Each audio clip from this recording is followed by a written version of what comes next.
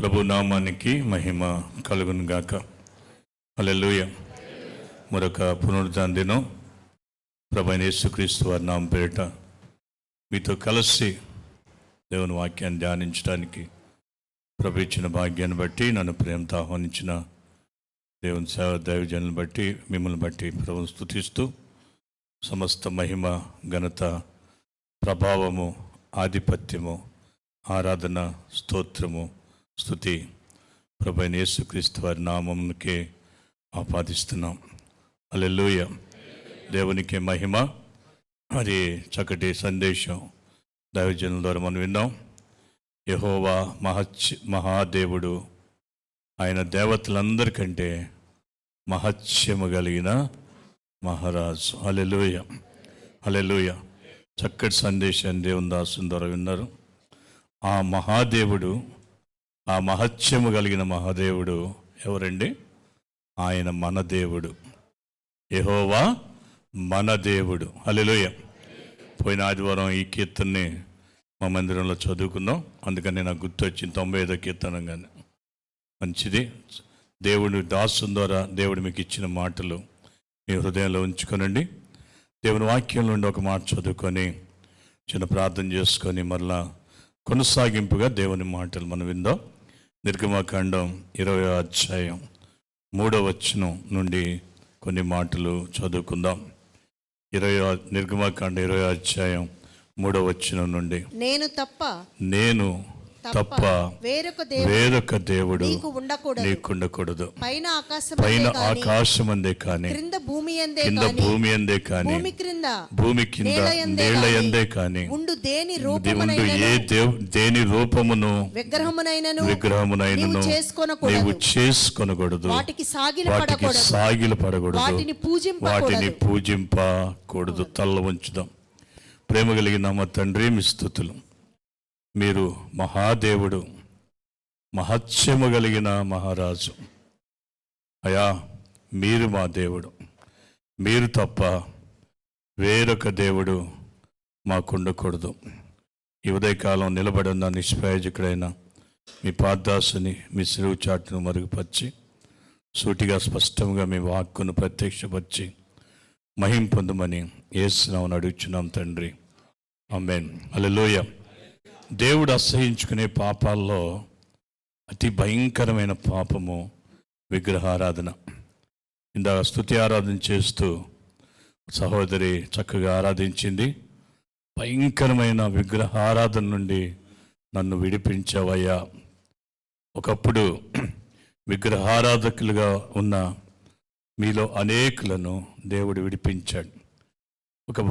ఒక భయంకరమైన విషయం ఏంటంటే, విశ్వాసులు, సేవకులు, సంఘములో ఉన్నవారు సైతము విగ్రహారాధన చేసే ప్రమాదం ఉంది. హల్లెలూయా, హల్లెలూయా. ఆ ప్రమాదాన్ని గుర్తెరిగి బయటపడాలనేదే ఈ ఉదయకాలం దేవుడు మనకు అందిస్తున్న సందేశం. ఏంటండి?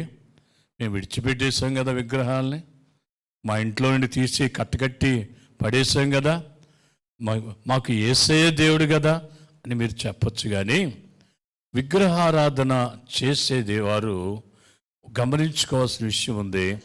మనం అంతకుముందు ఏదైనా రూపాన్ని విడిచిపెట్టచ్చు, కానీ ఇంకా మనలో కొంతమంది దేవుళ్ళు మనలో ఉన్నారు. హల్లెలూయా. ఆ దేవుళ్ళని మనం విడిచిపెట్టకపోతే మనం కూడా ఎవరండి? విగ్రహారాధన. ఎందుకు దేవుడు విగ్రహారాధన అసహించుకుంటున్నాడు? 3 కారణాలు. ఒకటి, విగ్రహాలను ఆరాధించేవారు దేవుని రూపాన్ని తప్పుగా అర్థం చేసుకుంటున్నారు. ఎందుకు దేవుడు విగ్రహారాధన అసహించుకున్నాడు చెప్పండి? మొట్టమొదటి కారణం ఏంటి? దేవుని రూపాన్ని తప్పుగా అర్థం చేసుకుంటున్నారు. దేవుని రూపాన్ని ఒక వ్యక్తిలో, ఒక జంతువులో, ఒక వృక్షములో మనుషులు చూచుకుంటున్నారు. మన దేవుడు ఎవరు? ఆయన ఆత్మ స్వరూపి. హల్లెలూయా. ఆయన ఆత్మస్వరూపి. కొంతమంది క్రిస్టియన్స్లో కూడా యేసుప్రభు ఫోటోలు కనబడతాయి. యేసుప్రభు అలా ఉంటాడా? ఎవరైనా యేసుప్రభు ఫోటో తీసి పెట్టారా? అది మనుషులు ఊహించి గీసిన ఊహా చిత్రం. అలాంటివి కూడా మనలో, మన ఇళ్లలో, మన హృదయాల్లో ఉండటానికి వీల్లేదు. విగ్రహారాధన దేవుడు ఎందుకు అసహించుకున్నాడంటే, మొదటి కారణం ఏంటి చెప్పండి? విగ్రహారాధన చేసేవారు దేవుని రూపాన్ని తప్పుగా అర్థం చేసుకుంటారు. రెండో కారణం ఏంటంటే, దేవునికి చెందవలసిన మహిమను ఆ రూపానికి ఆపాదిస్తున్నారు. మూడో కారణం ఏంటంటే, దేవునికి అవమానము కలిగిస్తున్నారు. విగ్రహారాధన నుండి దేవుడు మిమ్మల్ని విడిపించాడు, వాస్తవమే.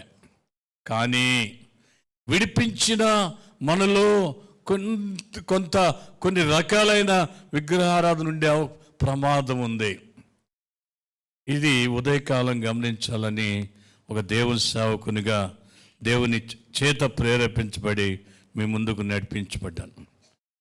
విగ్రహారాధన ఎందుకు దేవుడు అసహించుకున్నాడు చెప్పుకున్నాం కదా. ఒకటేంటి, విగ్రహారాధన చేసేవారు దేవుని రూపాన్ని తప్పుగా అర్థం చేసుకున్నారు. రెండోది ఏంటి, దేవునికి చెందవలసిన మహిమను ఏం చేస్తున్నారు? వేరొక రూపానికి ఆపాదిస్తున్నారు. మూడోది, దేవుని అవమానం కలిగిస్తున్నారు. దేవుడు ఇశ్రాయేల్ ప్రజల్ని ఐగుప్తులోని విడిపించాడు, ఎర్ర సముద్రాన్ని దాటించాడు, మన్నాతో పోషిస్తున్నాడు, మారా నీళ్లను మధురంగి చేశాడు, ఏలేములో సమృద్ధినిచ్చాడు. అలాంటి ఇశ్రాయేల్ జీవితంలో దేవుడు తన సేవకుడైన మోషేని, నా ప్రజలకి నేను ఒక నిబంధన చేసుకుంటాను, దాన్ని నువ్వు కొండెక్కిరా అని పిలిచినప్పుడు మోషే కొండ మీదకి వెళ్ళాడు. ఎన్ని రోజులు ఉన్నాడు కొండ మీద? ఎన్ని రోజులు ఉన్నాడు? 40 దివారాత్రులు. ఎన్నిసార్లు వెళ్ళాడు కొండ మీదకి మోషే? వెరీ గుడ్, థ్యాంక్స్ అమ్మా. ఎన్నిసార్లు 40 దివారాత్రులు దేవునితో గడిపాడు మోషే? 2 సార్లు. హల్లెలూయా. 2 సార్లు ఉపవాసం అండి, 40 దివారాత్రులు దేవునితో గడిపాడు మోషే. 40 దినాలు కొండ మీద ఉండి దిగి రావటం తడవు చేస్తే కొండ కింద అలజడి ప్రారంభమైంది. ఇశ్రాయేల్ అందరూ అహరోను దగ్గరికి వచ్చారు. వచ్చి, ఎవరు అహరోను? మమ్మల్ని ఐగుప్తులో నుండి బయట తీసి నడిపించిన మోషే అనేవాడు ఎవరంట? మోషే గారు అంటున్నారా? ఏమన్నారు? మోషే అనేవాడు ఏమయ్యాడో మాకు తెలియదు, మా ముందర నడవటానికి మాకొకరు దేవతని చేయి, అవన్నీ తీసిరండి అన్నాడు. మీ భార్యలకి, మీ పిల్లలకి, ముక్కులకి, చెవులకున్న ఆ బంగారు కమ్మీలు తీసిరండి. వెంటనే తీసుకొచ్చారు. వాటిని పోతేశాడు. ఏమొచ్చింది అక్కడ? దోడొచ్చింది. ఏమన్నారు ఇశ్రాయేలు? ఏమన్నారు? ఆర్భాటం చేస్తూ గంతులేస్తూ, ఓ ఇశ్రాయేలు విను, ఐగుప్తులో నుండి నిన్ను విడిపించిన దేవుడు ఇదే. ఏదంట? దేవుని రూపాన్ని ఎందులో చూసుకుంటారు? దోడ రూపంలో. దేవుని మహిమను దేనికి ఆపాదిస్తున్నారు? బంగారంతో చేయబడిన ఆ ప్రతిమకి దేవునికి అవమానం కలిగించాను. కనుక విగ్రహారాధన ఎవరు చేసినా దేవుని రూపాన్ని తప్పుగా అర్థం చేసుకుంటున్నారు. దేవునికి చెందవలసిన మహిమను ఆ రూపానికి ఆపాదిస్తున్నారు, దేవునికి అవమానం కలిగిస్తున్నారు. ఒకప్పుడు అంజులుగా ఉన్నప్పుడు, తెలియని స్థితిలో, ప్రభువుని ఎరగని స్థితిలో మీరున్నప్పుడు భయంకరమైన విగ్రహారాధనలో ఉన్నారు. దానిలోండి ప్రభు ఆయన కృప చేత రక్షించుకున్నాడు, మిమ్మల్ని ఏర్పరచుకున్నాడు. ఆయన చీకట్లో నుండి ఆశ్చర్యకరమైన తన వెలుగులోనికి పిలిచాడు. నీవు నేనైనా రక్షించబడిన వారం, ఆశ్చర్యకరమైన వెలుగులోనికి పిలువబడిన వారం. ఎందుకు ఆయన పిలుచుకున్నాడంటే, ఆయన తప్ప వేరొక దేవుడు మనకుండకూడదు. హల్లెలూయా. పైన ఆకాశం అందే కానీ, కింద భూమి ఎందే కానీ, భూమి కింద నీళ్ళ ఎందే కానీ ఏ రూపాన్ని చేసుకోకూడదు, సాగిలు పడకూడదు, పూజింపకూడదు. కానీ విగ్రహారాధన బాగా పెచ్చిమేరిపోతుంది. విశ్వాసులు సైతం విగ్రహారాధన ఉంది. మొట్టమొదటిగా బైబిల్లో విగ్రహారాధన ప్రారంభించినాడు ఎవడో తెలుసా? ఎవరు విగ్రహారాధన ప్రారంభించింది? కయ్యేను.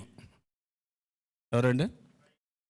మొట్టమొదటి బైబిల్లో విగ్రహారాధన ప్రారంభించింది ఎవరు? కయ్యేను.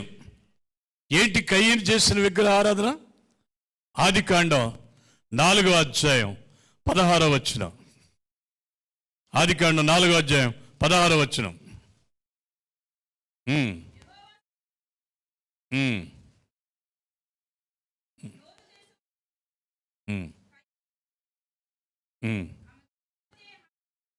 ఆమె గర్భవతి అయి హానోకును కనెను. అప్పుడు అతడు ఒక ఊరు కట్టించి ఆ ఊరికి తన కుమారుని పేరును బట్టి హానోకు అని పేరు పెట్టిన. అక్కడ స్టార్ట్ అయింది. ఏంటి కయ్యేను చేసిన విగ్రహారాధన? దేవుణ్ణి ఎవరిలో చూసుకున్నాడు? కొడుకులో చూసుకున్నాడు. కయ్యేనుకి దేవుడు ఎవరు? కొడుకే.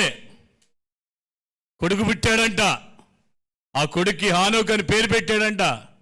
ఒక ఊరు కట్టాడంట. ఆ ఊరికి కొడుకు పేరు పెట్టాడంట. దేవుని రూపాన్ని కయ్యేను కొడుకులో చూసుకున్నాడు. దేవునికి చెందవలసిన మహిమను కొడుక్కి ఆపాదించాడు. దేవునికి అవమానం కలిగించాడు. ఆ కయ్యేను వంశావళి లోకస్తులు. ఉదయకాలం రక్షించబడిన నీవు దేవుని రూపాన్ని ఏ మనిషికైనా నువ్వు ఆపాదిస్తే, నీ కుమారునికో నీ భార్యకో, కొంతమంది అంటారు, కొంతమంది స్త్రీలు అంటారు మా ఆయనే నా దేవుడని. మీ ఆయన నీ దేవుడు కాదు. దేవుడిచ్చిన భర్త, దేవుడిచ్చిన భాగస్వామి. భర్తను గౌరవించండి, కానీ దేవుని స్థానాన్ని ఏ వ్యక్తి మనుషులకు ఆపాదించడానికి వీల్లేదు. ఈ రోజున భారతదేశంలో మాత్రమే ప్రపంచంలో వ్యక్తి పూజ ఎక్కువైపోయింది. పిల్లలే దేవుళ్ళు, భార్యే దేవుడు, భర్తే దేవుడు, అధికారే దేవుడు, రాజకీయ నాయకుడే దేవుడు, సినిమా యాక్టరే దేవుడు, క్రికెటరే దేవుడు. పేర్లు పెడుతున్నారండి. మా దేవుడు ఫలానా ఆయన అంటున్నారు. వాడు నీకు దేవుడు ఎట్టయ్యాడు?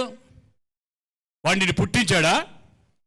వాడు నిన్ను తన స్వరక్తం ఇచ్చి సంపాదించుకున్నాడా? వాడిని నీ పట్ల కృప చూపుతూ నీతి న్యాయాలు జరిగిస్తూ నీ జీవితాన్ని నడిపిస్తున్నాడా? నిన్ను కాపాడుతున్నాడా? నిన్ను పోషిస్తున్నాడా? నిన్ను ఆదరిస్తున్నాడా? దేవుని మహిమను మనుషులకు ఆపాదిస్తున్నారు. నీ దేవుని స్థానంలో ఏ వ్యక్తి అయినా ఒకవేళ నువ్వు పెట్టుకుంటే నువ్వు విగ్రహారాధన చేస్తున్నట్టే. దేవునికి ఇవ్వాల్సిన మహిమను ఏ వ్యక్తికైనా నువ్వు ఇస్తుంటే దేవుని నామానికి అవమానం కలిగిస్తున్నావు. దేవుని రూపాన్ని ఆ వ్యక్తిలో చూసుకుంటాం. చాలా విచారం ఏంటంటే దైవజనులు కూడా దేవుళ్ళు చూస్తున్నారు.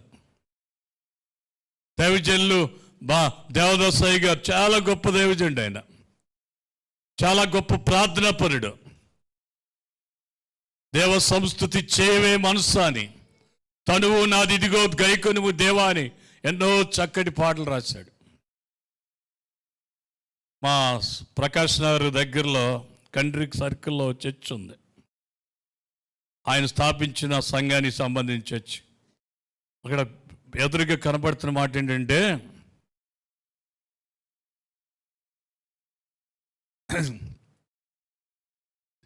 దేవదాసయ్య గారు దేవుడు, షకీనా ప్రార్థనా మందిరం, దేవదాసయ్య గారు దేవుడు అని వస్తుంది. ఎవరు పెట్టారండి అది? ఆయన దేవుడా దేవదాసయ్య గారు? దేవదాసయ్య గారు పుట్టించాడా? దేవదాసయ్య గారు రక్తం కాచి ప్రాణం పెట్టాడా? దేవదాసయ్య గారు బతికిస్తున్నాడా? రక్షిస్తున్నాడా? దేవుని చేత వాడబడ్డాడు. గొప్ప దైవజనుడు ఆయన, గౌరవించాలి. ఈరోజు చాలామంది దేవుని మహిమను మనుషులకు ఆపాదిస్తున్నారు. నీ జీవితంలో ఏ వ్యక్తికైనా దేవుని కంటే నువ్వు ప్రాధాన్యత ఇస్తే నువ్వు ఇంకా విగ్రహారాధనలోనే ఉన్నావు. దానిలోంటి బయటికి రావాలి. దావీదు దేవుని హృదయానుసారుడు, దావీదు చాలా నమ్మకస్తుడు. కానీ దావీదు కొడుకులంతా పాడైపోయారు. ఎందుకో చెప్పనా? దావీదు కూడా కొడుకుల్ని పూజించాడు. దేవునికి ఇవ్వవలసిన మహిమను కొడుకులుగా ఆపాదించాడు. గడిచిన నెలలో వచ్చేప్పుడు నేను చదివించినట్టు గుర్తుంది. మరలా ఒకసారి చదువుకోవడంలో తప్పులేదు. మొదటి రాజుల గ్రంథం 1వ అధ్యాయం 6-7 వచనాలు ఒకసారి చదవండి. మొదటి రాజుల గ్రంథం 6వ అధ్యాయం 6-7 వచనాలు. అతని తండ్రి, నీవు ఇలాగున ఎలా చేయుచున్నావని అతని చేత ఎప్పుడునూ విచారించి అతనికి నొప్పి కలుగ చేయలేదు. ఎందుకమ్మా? ఎందుకు నొప్పి కలిగ చేయలేదంట? చూచుటకు అతడు బహు సౌందర్యము కలవాడు, అబ్షాలోము తరువాత పుట్టినవాడు. ఆ పేరేంటి? కుర్రోడి పేరేంటి? అదోనియా. దావీదు కుమారుడైన అదోనియా గురించి వ్రాయబడిన మాటలు. ఆ తండ్రి ఎవరు? దావీదు. అదోనియా కంట నొప్పి కలగకుండా పెంచాడంట. ఎందుకని? కుర్రోడు అందగాడంట. మా అబ్బాయి అందగాడు, మా అబ్బాయి అందగాడు. ఏంట్రా ఇలా చేసావు? ఏంట్రా ఎక్కడికి వెళ్ళావు? ఏంట్రా ఏం మాట్లాడుతున్నావు అని అడిగితే వాడికి నొప్పి కలుగుద్దని నొప్పి తెలియకుండా, ఏమీ ప్రశ్నించకుండా, ఏమీ విచారణ చేయకుండా, ఏమీ వాడిని అదుపు చేయకుండా పెంచాడు. అందువల్ల ఏమైంది? ముసలోడి మీదకే కత్తి తీశాడు. దావీదు ముసలోడైతే తండ్రి మీదకే కత్తి తీశాడు. దావీదు సైన్యాధిపతి అయిన యోవాబుని, ఇంకా కొంతమంది ముఖ్య అధిపతుల్ని, ప్రధాన యాజకుల్ని ఎంట పెట్టుకొని నేనే రాజుని ప్రకటించుకున్నాడు. అంతకుముందు వాళ్ళ అన్నయ్య కూడా అదే పని చేశాడు. అబ్షాలో. దావీదు కుమారులు వారి జీవితాల్లో మరి నష్టపోవటానికి, ఏలీ కుమారులు శాపగ్రస్తులు కావటానికి ప్రధానమైన కారణం ఏంటో చెప్పనా? దేవునికి ఇవ్వవలసిన స్థానం వాళ్ళకి ఇచ్చారు. బిడ్డల్ని ప్రేమించాలి, మంచిదే, కానీ దేవుని కంటే ఎక్కువ కాదు. బిడ్డల్ని ప్రేమించాలి, మంచిదే, వారి జీవితాలు పాడేటట్టు కాదు. బిడ్డల్ని ప్రేమించాలి, మంచిదే, వారి దారి తప్పినా ప్రశ్నించకుండా చూచిచున్నట్లు వదిలేయటానికి కాదు. తండ్రి ప్రేమించని కుమారుడు తండ్రి శిక్షించని కుమారుడు బుద్ధిహీనుడైపోతాడు. బెత్తము వాడని వాడు తన కుమారునికి విరోధి. హల్లెలూయా. ఈ ఉదయకాలం మొట్టమొదటిగా మనం విడిచిపెట్టాల్సిన విగ్రహారాధన ఏంటంటే వ్యక్తి పూజ. దేవుని స్థానంలో ఏ వ్యక్తిని నువ్వు పెట్టుకున్నావో నేను చెప్పనక్కర్లా. నాకు దేవుని స్థానంలో ఏ వ్యక్తి ఉన్నాడో మీరు చెప్పనక్కర్లా. ఎందుకంటే నా గురించి మీకు తెలియదు, మీ గురించి నాకు తెలియదు. కానీ నీ గురించి నీకు తెలుసు, నా గురించి నాకు తెలుసు. దేవుని స్థానంలో ఏ వ్యక్తిని మనం పెట్టుకున్నా నష్టమే. ఒక మాట చెప్పనా? దావీదు తన కొడుకుల్ని ప్రేమించాడు కదా, అందులో ఒకడెవడైనా బాగా బతికి బట్టగట్టాడా? అందరూ అర్ధాయుస్తూనే చనిపోయాం. హల్లెలూయా. మరి కనుక మనం విడిచిపెట్టవలసిన, విశ్వాసులైన మనం విడిచిపెట్టవలసిన మొట్టమొదటి విగ్రహారాధన వ్యక్తి పూజ. రెండవది దేవుని వాక్యంలో హోషేయ గ్రంథం 14వ అధ్యాయం 3వ వచనం. హోషేయ గ్రంథం 14వ అధ్యాయం 3వ వచనం.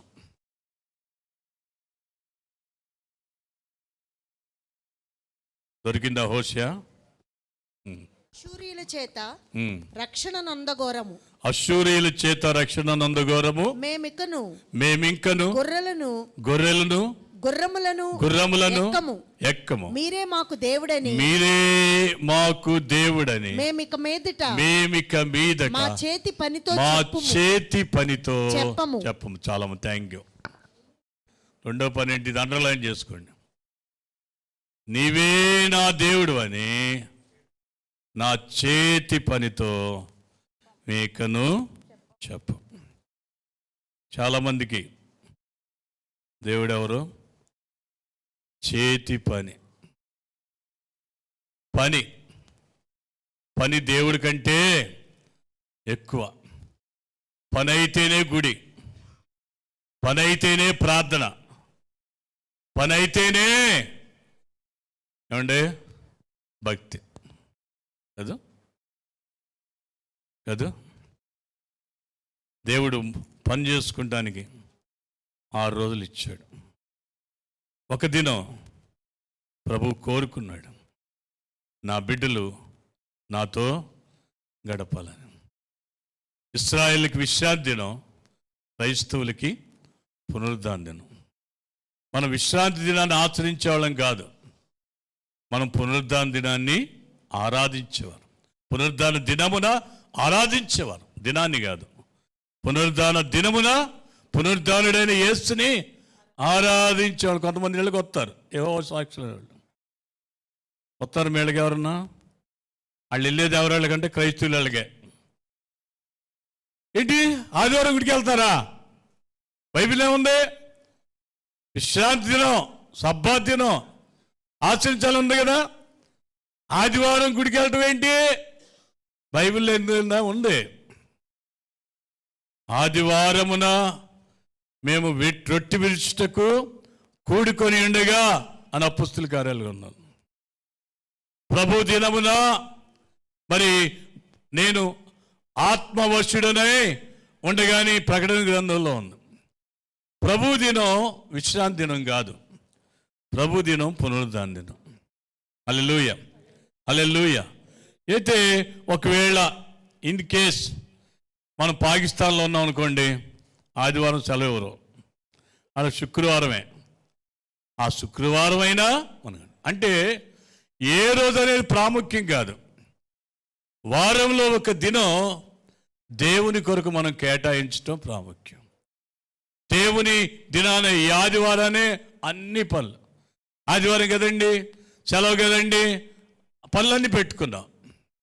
అందుకనే గుడికొచ్చే కోరిక తీరిక లేకుండా అయిపోతుంది.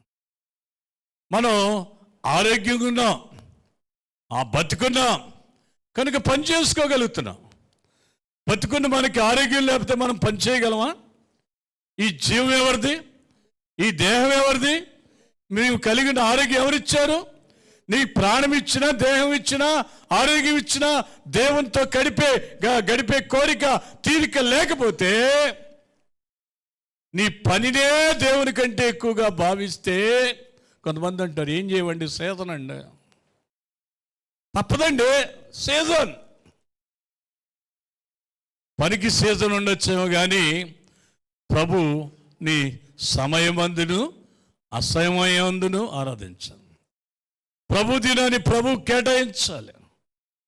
ప్రభు దినాన నువ్వు ప్రభు కొరకు కేటాయించకుండా నీ పనికి ప్రాధాన్యత ఇస్తే, కొంతమంది ఏమనుకుంటారంటే నేను బతికేదే నా చేతి పని వలనండి, నాకు పని లేకపోతే నేను ఎట్లా బతుతానండి, పనికి వెళ్ళకపోతే ఎట్లా బతుతానండి. ఒక కుర్రాడు వాళ్ళ అమ్మ అనేదంట, అరే బాబు భోజనం చేసేటప్పుడు కొంచెం దేవుని తలుసుకోరా, ప్రార్థన చేసుకోరా. నేను ఎందుకు తెలుసుకోవాలి? దేవుడు అని ఇచ్చాడా? నేను కష్టపడుతున్నాను, నేను సంపాదిస్తున్నాను, తెస్తున్నాను, నువ్వు వండుతున్నావు, నేను తింటున్నాను. ఇందులో దేవుడు ఏముంది? లేదురా నాయన, లేదురా నాయన, దేవుడే మనల్ని బతికించాడురా, ఆరోగ్యం ఇచ్చాడురా, దేవుని తెలుసుకోరా, దేవునికి ప్రార్థన చేసుకోరా అంటే వాళ్ళు అమ్మ బాధపడలేక ఆడు ప్లేట్లో బోబెట్టుకొని కళ్ళు మూసుకొని అన్నాడంట, దేవుడా ఈ ఆహారం నువ్వు ఇచ్చింది కాదు, నా కష్టార్జితం, నేను కష్టపడ్డాను, సంపాదించాను, తెచ్చాను, మా అమ్మ వండింది, నేను తింటున్నాను, దీవిస్తే దీవులు తెచ్చా, లేకపోతే లేదు పో అన్నాడంట. కళ్ళు తెరిచి చూసేసరికి సగం పోవలేదంట. ఏమైందంటే కుక్క వచ్చి తినేసింది. ఇంక తింటాడా? తింటాడా? కారణం ఏంటి? మనుషులు ఏమనుకుంటారంటే మేము కష్టపడుతున్నాం కాబట్టి. బైబిల్ చెప్తుంది, మీరు వేకువనే లేచి చాలా రాత్రి అయిన తర్వాత పండుకొంచు, కష్టార్జితమైన ఆహారం తినుచుండుట వ్యర్థమే.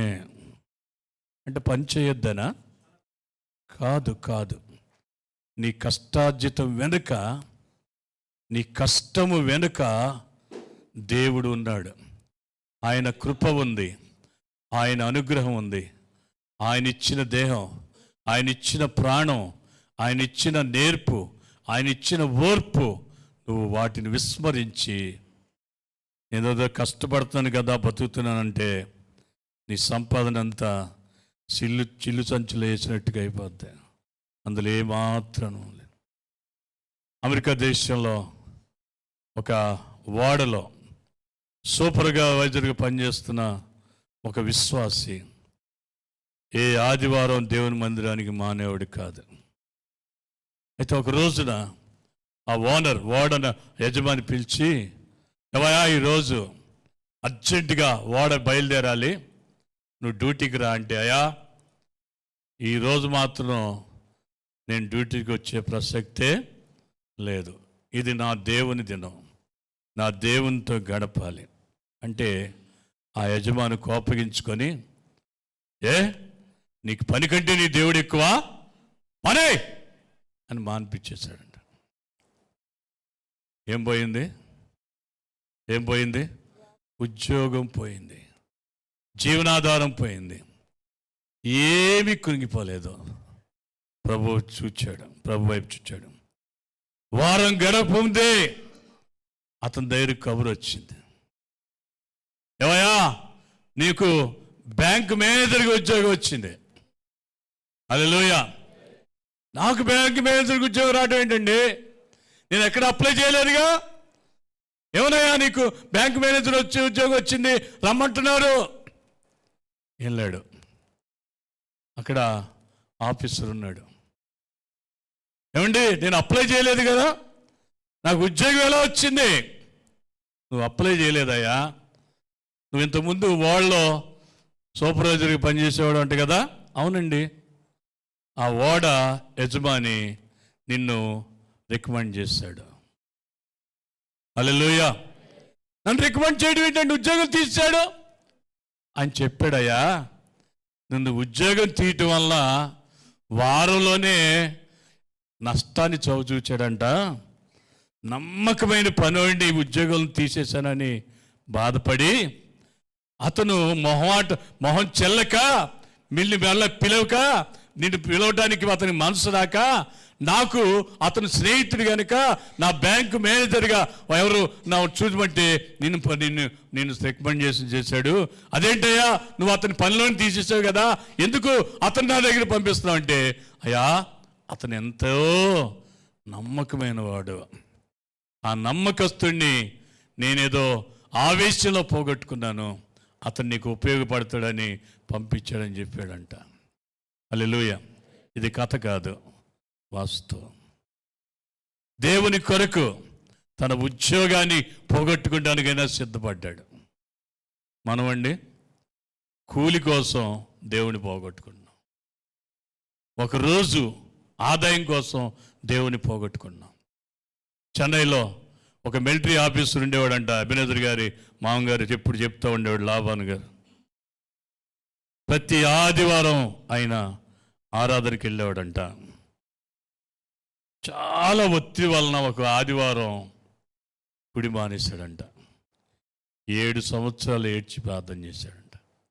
ప్రభా, పలానా సంవత్సరం, పలానా నెల, పలానా ఆదివారం నేను నీ సన్నిధిలో లేనయ్యా, నన్ను క్షమించయ్యా అని 7 సంవత్సరాలు ప్రార్థన చేశాడంట.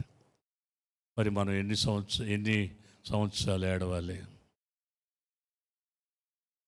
2024లో ప్రతి ప్రభు దినం నువ్వు ప్రభుతో గడిపావా? అయితే దేవుని స్తోత్రం. కాని పక్షంలో నీ పనికి ప్రభు కంటే ప్రాధాన్యత ఇస్తే జాగ్రత్త, నువ్వు విగ్రహారాధన చేస్తున్నావు, నీ దేవుని రూపాన్ని పనిలో చూసుకుంటున్నావు, దేవునికి చెందవలసిన మహిమను ఆ పనికి ఆపాదిస్తున్నావు, దేవునికి అవమానం కలిగిస్తున్నావు. మన చేతి పని ఎన్నటికీ మనకు దేవుడు కాకూడకుండును గాక. మెన్ హల్లెలూయా, హల్లెలూయా. మరొక దేవుడు ఉన్నాడండి. క్రైస్తవులకి, విశ్వాసులు కూడా ఈ దేవుణ్ణి ఆరాధించకుండా ఉండలేకపోతున్నారు.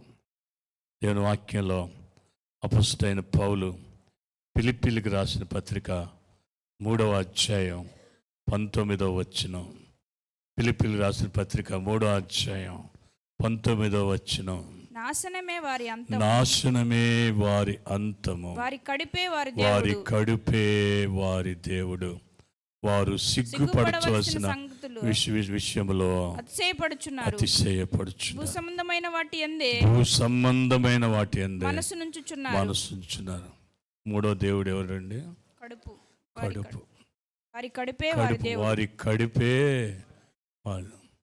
పొద్దున్న లేచిన దగ్గర నుండి రాత్రి పండుకునే దాకా ఏమి వండుకుందాం, ఏమి తిందాం, ఏమి తాగుదాం.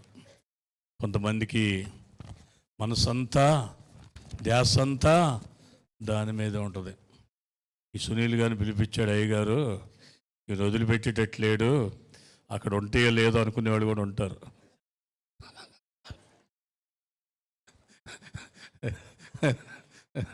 దేవుని స్తోత్రం, హల్లెలూయా. కొంతమంది ఈ ఆదివారం కాదు, వచ్చే ఆదివారం ఏ వండుకోవాలో ప్లాన్ చేసేస్తారు. కారణం ఏంటి? కడుపే కోటి విద్యలు కూటి కొరకే కదండి, కూటి కొరకే. కానీ తినటానికే మనం బతకట్లా. తింటున్నాం కాబట్టి బతకట్లా. ప్రభు నోటి మాట వల్ల మనం బతుకుతున్నాం. నరులారా తిరిగి రండి అంటే మనం ఎవరన్నా ఇక్కడ ఉంటామా? అయ్యా కొంచెం ఆగయ్యా అంటానికి కుదురుద్దా? లేదు. ఆయన ఆయుష్నిచ్చాడు, ఆరోగ్యాన్ని ఇచ్చాడు, తిందాం. దేవుడు ఉన్న దానిలో, దేవుడు ఇచ్చిన దానిలో తిందాం. కానీ తిండి కొరకు బతకబాకండి. కొంతమంది తింటారండి, ఎక్కడైనా భోజనాలంటే అంతకుముందు వారం నుండి ఏమి తిన్నట్టుగా, ఇంకా వారం దాకా ఏమి దొరకనట్టుగా ఎంత ఎగబడతారో. ఒక పట్టు పట్టాలి కదా. చాలామంది పట్టు పెరిగిపోతుంది, పట్టులు పెరిగిపోతున్నాయి. హల్లెలూయా. ఓ దైవజనుడు ఏం చెప్పాడంటే, ఎక్కువగా తినబాకు, అనారోగ్యం వస్తుంది. ఎక్కువసేపు తినబాకు, విలువ పోద్ది. ఎక్కువసార్లు తినబాకు, నీకున్నదంతా ఖర్చు అయిపోద్ది. హల్లెలూయా. ఎక్కువగా తింటే రోగాలు వస్తాయి. ఎక్కువసేపు తింటే, సత్యంగా నన్ను భోజనాన్ని పిలిచాడు అనుకోండి, ప్లేట్ ముందు కూర్చొని గంట సేపు కదట్లేదు, ఏమనుకుంటుంది రామలక్ష్మి? సునీలన్న ఎప్పుడు వెళ్తాడు రా అనుకుంటుంది. ఏమైపోద్ది అక్కడ? విలువ పోద్ది కదా. ఎక్కువసేపు తింటే ఏం పోద్ది? విలువ పోద్ది. ఎక్కువసార్లు తింటే, కూర్చొని తింటే కొండలన్నా కరిగిపోద్ది. కనుక దేవుడు మనకి దేహాన్ని ఇచ్చింది ఈ పొట్ట కొరకు కాదు. కడుపుని పట్టినంత తినండి, దేవుడిచ్చింది తినండి. దేవుడిచ్చినప్పుడు మంచి ఆహారం తినండి, లేనప్పుడు పచ్చడి మెతుకులైన సంతోషంగా తినండి, కృతజ్ఞత ఉండండి. కానీ ఆహారం కొరకు బతకొద్దు. తిండే పరమావధి కావద్దు. దేవుని కంటే తిండికి మనం ప్రాధాన్యత ఇస్తే మన దేవుడు ఎవరు? కడుపు. ఏంటి? నాశనమే వారి అంతం. వారు సిగ్గుపడవలసిన విషయాల్లో ఆశ్చర్యపడుతుంది. కొంతమంది గొప్ప చెప్తాను, నేను ఎంత తింటాను తెలుసా?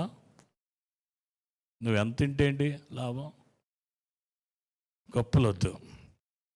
దేవుడు మనల్ని ఇచ్చిన దాంతో తృప్తి పడదాం. తగినంత ఆహారం. ఆగోరు చక్కటి ప్రార్థన చేస్తాడు, అయ్యా నాకు తగినంత ఆహారం దయచేయి. తగినంత, ఎక్కువ వద్దు, తగినంత ఆహారం దయచేయి. తగినంత తినండి. గౌరవంగా తినే విషయంలోనే మన విలువ కనబడుతుంది. కనుక జాగ్రత్తగా గమనించండి. నీ కడుపు, నా కడుపు ఎప్పటికీ దేవుడు కాకూడదు. కడుపు కొరకు బతకొద్దు, ప్రభు కొరకు బతుకుదాం. విశ్వాసులు, క్రైస్తవులకు ఉండే 4వ దేవుడు: 1 వ్యక్తి పూజ, 2 పని. వ్యక్తి పూజ నువ్వు చేస్తున్నావంటే విగ్రహారాధన చేస్తున్నావు. నీ పనిని, నీ చేతి పనిని దేవుడిగా భావిస్తున్నావంటే నువ్వు విగ్రహారాధన చేస్తున్నావు. నా కడుపే నా దేవుడు అనుకుంటున్నావంటే నువ్వు విగ్రహారాధన చేస్తున్నావు.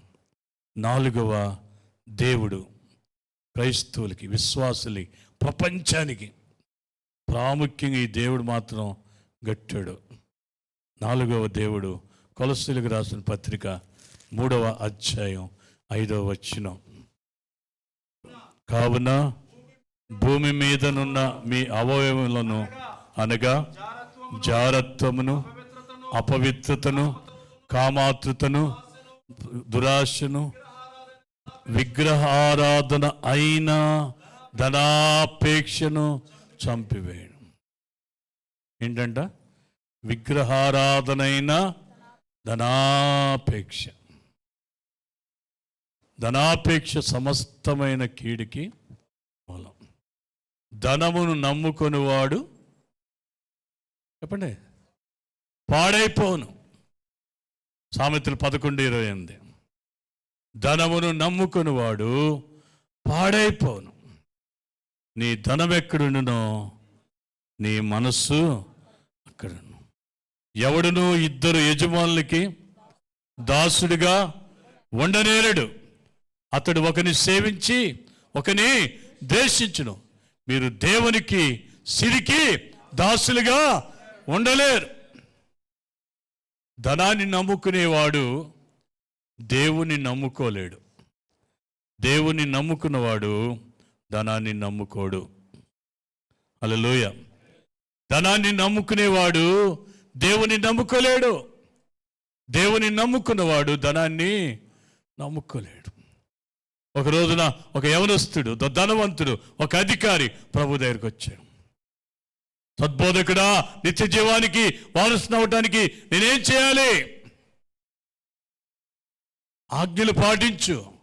ఏ ఆజ్ఞలు?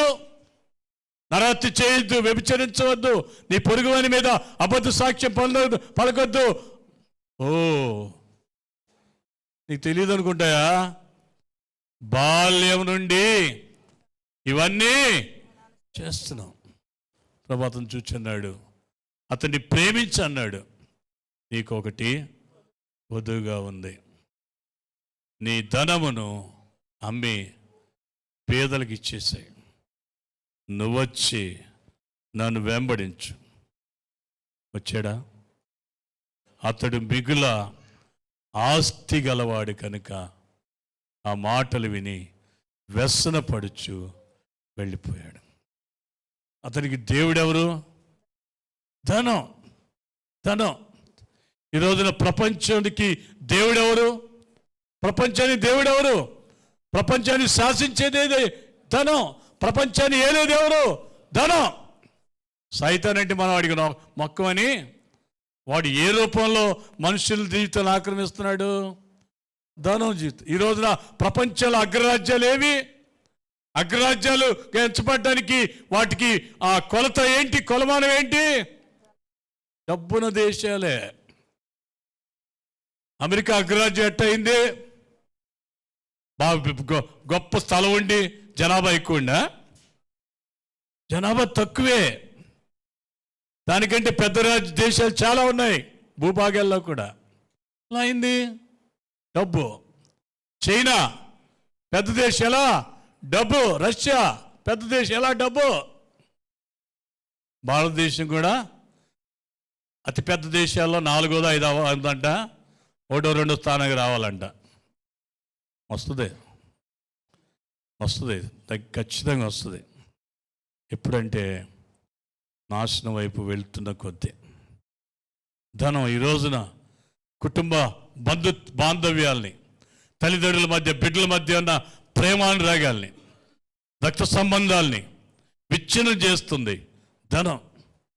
ఎంతమంది డబ్బు కోసం సొంతోళ్ళని పొట్టన పెట్టుకోవట్లా, ఎంతమంది డబ్బు కోసం అయిన వాళ్ళని ముంచేయట్లేదు? డబ్బు డబ్బు డబ్బు, ధన పిచ్చి ఎక్కువైపోయింది, ధన వ్యామోహం ఎక్కువైపోయింది, ధన వ్యామోహం ఎక్కువైపోయింది. అయితే ఆ ధనము నీ దేవుని స్థానాన్ని ఆక్రమిస్తే, దేవుని కంటే డబ్బుకు నువ్వు ప్రాధాన్యత ఇస్తే, దేవుని రూపాన్ని నువ్వు డబ్బులు చూసుకున్నావు, డబ్బును నువ్వు భయంపరుస్తున్నావు, దేవునికి అవమానం అనిస్తున్నావు. డేవిడ్ డానియల్ గారు దైవజనులు సువార్త వన్ డైరెక్టర్గా ఉండేవాడు. ఆయన ఎంతమంది తెలుసు మీకు? డేవిడ్ డానియల్ గారు తెలుసున్న వాళ్ళు అల్లు చెప్పండి. హల్లెలూయా. డేవిడ్ డానియల్ గారు, ఓకే, ఆయన ఒక ఉపమానం చెప్తూ ఉండేవాడు. ధనాపేక్ష మనుషులకి ఎలా ఉంటుందో చెప్తూ ఉండేవాడు. వాడికి లాటరీ తగిలిందండి 10 లక్షలు. మా చిన్నప్పుడు అమ్మేవాడు లాటరీ టికెట్లు, ఇప్పుడు నిషేధించారు. Bhagyalakshmi Andhra Pradesh state lottery Bhagyalakshmi lottery టికెట్లు అమ్మేవాళ్ళు. సిక్కిం రాష్ట్రం అని రిక్షా బండ్లో మైక్ పెట్టుకొని మోత పోయించేవాళ్ళు. అప్పుడు సినిమా అడ్వర్టైజ్మెంట్లు ఎంత ఉండేయో లాటరీ అడ్వర్టైజ్మెంట్. అలాంటి టైంలో ఒకడికి 10 లక్షలు లాటరీ వచ్చిందంట. భార్య హార్ట్ పేషెంట్, భార్య చెప్తే హార్ట్ అటాక్ వస్తుంది. ఎట్లా చెప్పాలి? 10 లక్షలు వచ్చింది లాటరీలోని భార్యకి, ఎట్లా చెప్పాలి అని ఆలోచించి ఆ బెస్ట్ ఫ్రెండ్ ఒకడు ఉన్నాడంటే, అరే బాబాయ్, అరే బావా, నాకు 10 లక్షలు లాటరీ వచ్చింది, కానీ మీ చెల్లింపు చెప్పాలంటే భయం వేస్తుందిరా, గుండె అయిపోద్దని, నువ్వు బాగా మాట్లాడతావు కదా, బాగా కన్విన్స్ చేయగలవు కదా, మీ చెల్లికి చెప్పరా అన్నాడండి. అది ఎంత బాగా, నేను చెప్తాలే అన్నాడు. ఇంటికి వెళ్ళి చెల్లిమా అన్నయ్య బాగున్నావా? చెల్లిమా, మా బావకి 1,00,000 రూపాయలు లాటరీ తగిలిందానికి ఏం చేస్తావు? ఊరు కానయా, పెళ్ళైన కాడి నుండి చూస్తాను ఇంటికి వెళ్ళి అన్నాడు. లాటరీ రాలేదు, నేను ఎప్పుడు రాలేదనయా, తగిలిందనుకో ఊరు కానయా, 2 లక్షలు వెళ్ళినందుకు ఊరు కానయా, 5 లక్షలు. అసలు ఏంటని నువ్వు మాట్లాడేది? మా ఆయనకి లాటరీ తాగుతావు ఏంటనియా? లేదు చెల్లెమ్మ, నిజంగా 10 లక్షలు లాటరీ తగిలిందనుకో నువ్వేం చేస్తావు? నీకు ఇచ్చేస్తాను అన్నట్ట. ఈడు గుండె అయిపోయింది. ఏమైంది? నీకు ఇచ్చేస్తానగానే చెప్పేవాడు గుండె అయిపోయిందంట. ఎందుకంటే ధనాపేక్ష అంత ఉంటుంది మనుషులు, డబ్బు పిచ్చి అంత ఉంటుంది, డబ్బు పిచ్చి డబ్బు. పిల్లారా, మన భక్తిని, మన విశ్వాసాన్ని పాడు చేస్తుంది డబ్బు. డబ్బును బట్టే మనుషులకి విలువ. సంఘాల్లో కూడా డబ్బును బట్టే మనుషులకు విలువిస్తున్నారు. చాలా విచారం.